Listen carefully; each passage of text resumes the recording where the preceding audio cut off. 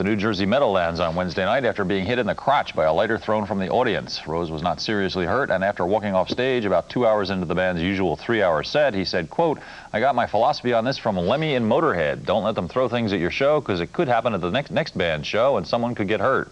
Rose's voice also started going during the band's New York stand, forcing Rose on doctor's orders to cancel a Friday show at Foxborough Stadium near Boston, which has been rescheduled for September 11th, and a Sunday night show which has been 7th.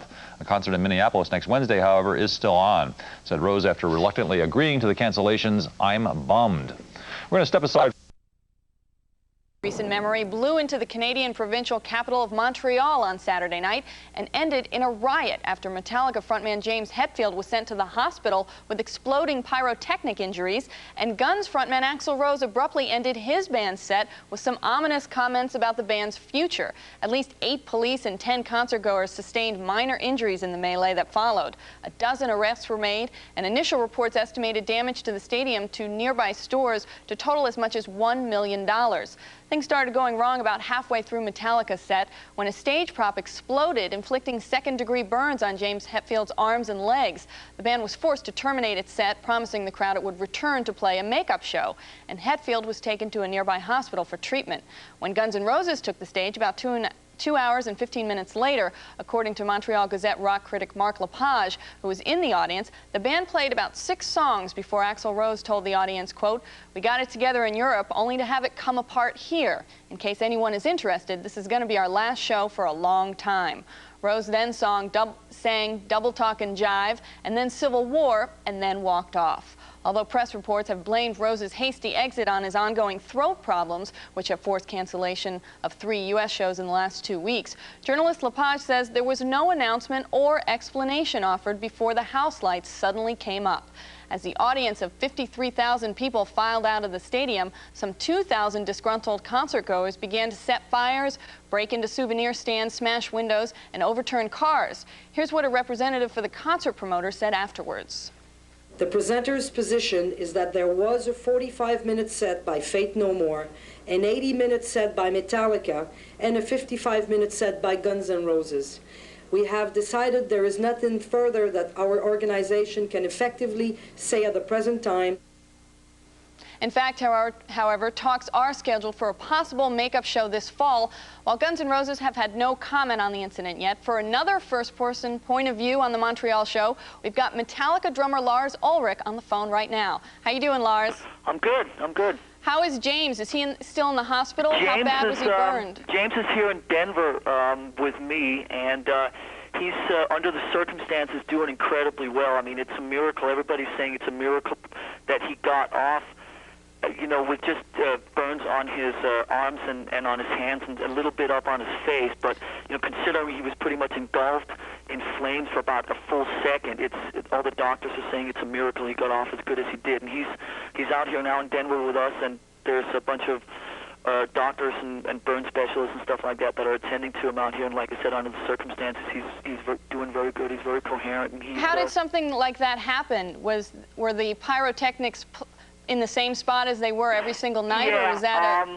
we were doing, it was in the song Fade to Black, and we were doing the same, it was in the same place in the song that we've done the cue for the whole tour, but our pyro man was extending the flames to go all the way out on the sides of the stage, and when he was communicating that to James before the show about where the flames was going to be, there was clearly a misunderstanding there about where they were going to be, and James basically just walked right into a flame that came up from behind him, basically.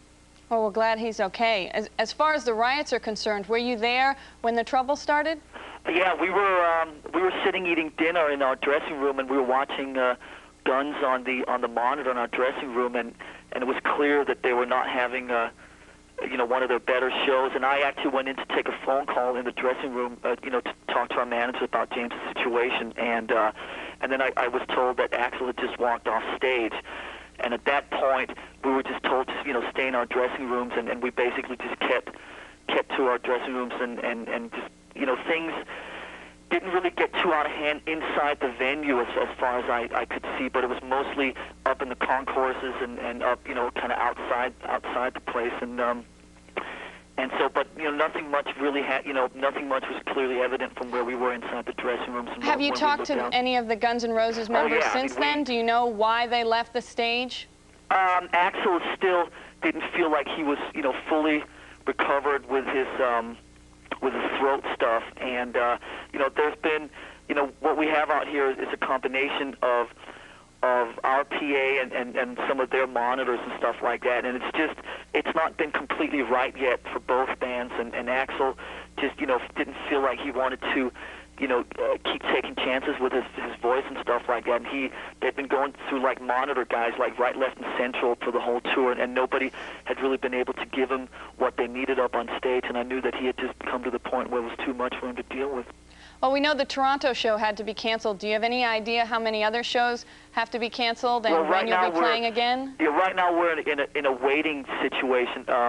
I was in after the show and sat down with Axl, and we talked this through, and there's a definite, both of us are obviously going to make all these dates up, and I mean, that is our priority, and we're going to stop at nothing to do that. But right now we're kind of, both of us have commitments starting around October 10th, which is kind of our cutoff date. So we're trying right now to schedule as many of the shows in up till probably sometime in early October. What it's looking like is that there are two options right now, depending on how quick James can heal his hands and stuff like that. Right now they're saying that it could be as little as 2 weeks. So we're going to probably in the next couple of days try and find a guitar player who can, be on standby if James's hands don't heal that quickly. And which is basically, there's two options, like I said. Basically, one is waiting for James to completely heal and then go on and play the shows like that. Axl told me that Guns would definitely wait for us till we were ready. And like I said, the other option is to get a second guitar player that would come in and play all of James's parts, and when James is ready to just get up on stage and go out and sing basically as a front man, then he would do that. So those are the two options that we're weighing right now, and as soon as we figure out which one we're going to go with and where we're going to start playing again, obviously you guys will be among the first to know. So does on Wednesday as had been planned? No, Denver is officially postponed, and right now there's a makeup date for Denver sometime in the third week of September, and so that's official. Denver is postponed till the third week of September, and we're basically taking the shows on a one-by-one basis right now. But like I said, the main thing is right now to figure out if James is going to be ready in 2 weeks, then we'll wait for that.